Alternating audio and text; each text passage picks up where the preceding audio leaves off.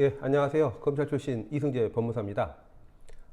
검찰 출신 법무사가 차용금, 그러니까 대여금 사기 고소장을 작성하는 방법에 대해서 말씀드리도록 하겠습니다. 최근 경제적으로 굉장히 많이 어려움이 있는 시기죠. 그래서 지인으로부터 돈을 좀 빌려달라는 부탁을 받게 되면 차마 거절하기 어렵고, 또한 지인에게 또 도움을 준다는 어떤 배려심에 이제 돈을 차용을 해주게 됩니다. 문제는 이제 변제 기일이 됐음에도 불구하고 돈을 빌려간 어떤 지인이 돈을 지급을 차일피일 미뤘을 때, 그게 이제 문제가 발생을 하게 되는 거죠. 그래서 이제 그 기한은 또 잠적을 또 해버리고요. 자, 이러한 상황이 됐을 때 어떻게 대응을 현명하게 해야 할까요?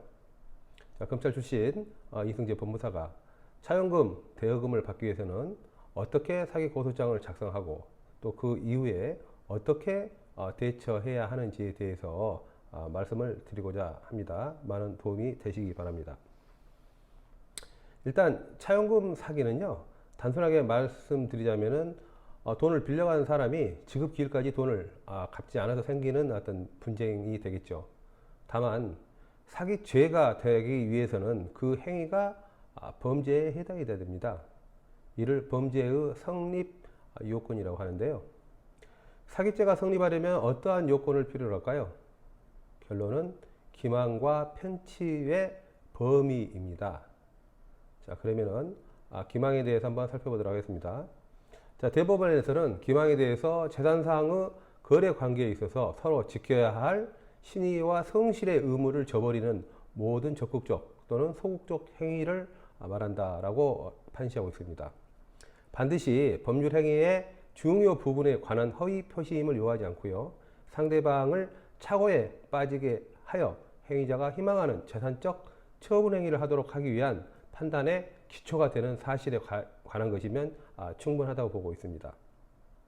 거래의 상대방이 일정한 사정에 관한 고지를 받았더라면 당해 거래에 임하지 아니하였을 것이라는 관계가 인정되는 경우에는 그 거래로 인하여 재물을 수취하는 자에게 성실의 원칙상 사전에 상대방에게 그와 같은 사정을 고지할 의무가 있다고 하였습니다. 그럼에도 불구하고 이를 고지하지 아니한 것은 고지할 사실을 묵비함으로써 상대방을 기망한 것이 되어서 사기죄를 구성한다고 판시하고 있습니다. 너무 복잡하죠? 자, 이를 쉽게 간단하게 설명하자면은 서로 간에 지켜야 할 신의와 성실의 의무를 저버린 채 거짓말을 하여 상대방을 속여서 재산을 가져가는 행위를 기망으로 보고 있는 것입니다. 자, 다음은 편취의 범위에 대해서 한번 살펴보도록 하겠습니다.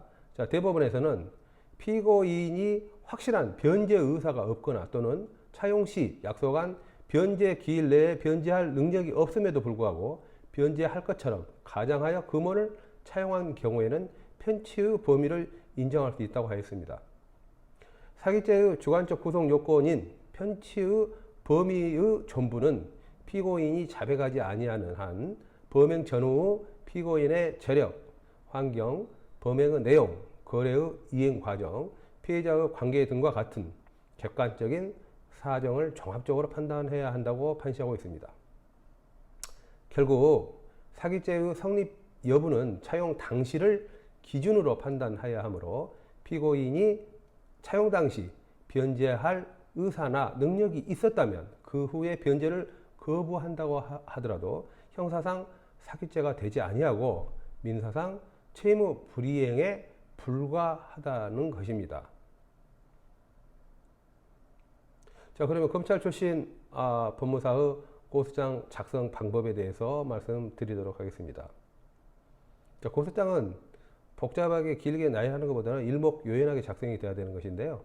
첫 번째, 범행 당시 피고소인의 변제할 의사 및 변제 능력에 대해서 객관적이고 명확하게 서면에 기술을 합니다.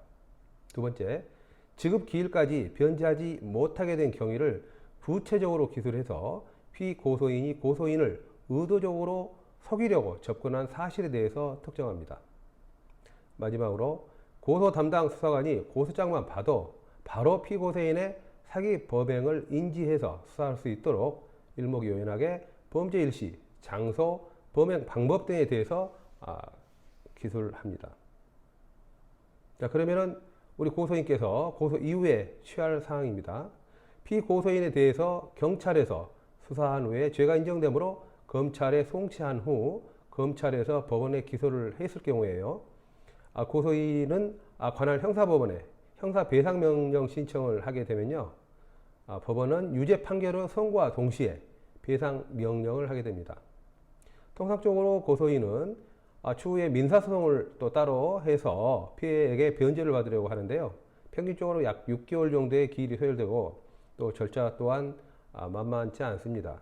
그렇기 때문에 형사배상명령 신청을 통해서 피고소인으로부터 피해금의 변제를 받는 것이 가장 빠르고 현명한 방법이라고 할 수 있습니다.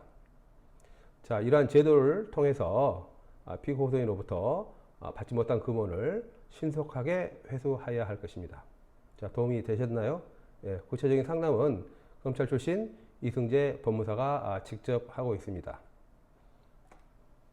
자, 오늘 이 사기죄에 대해서는 이만 마치도록 하겠습니다. 시청해주셔서 고맙습니다.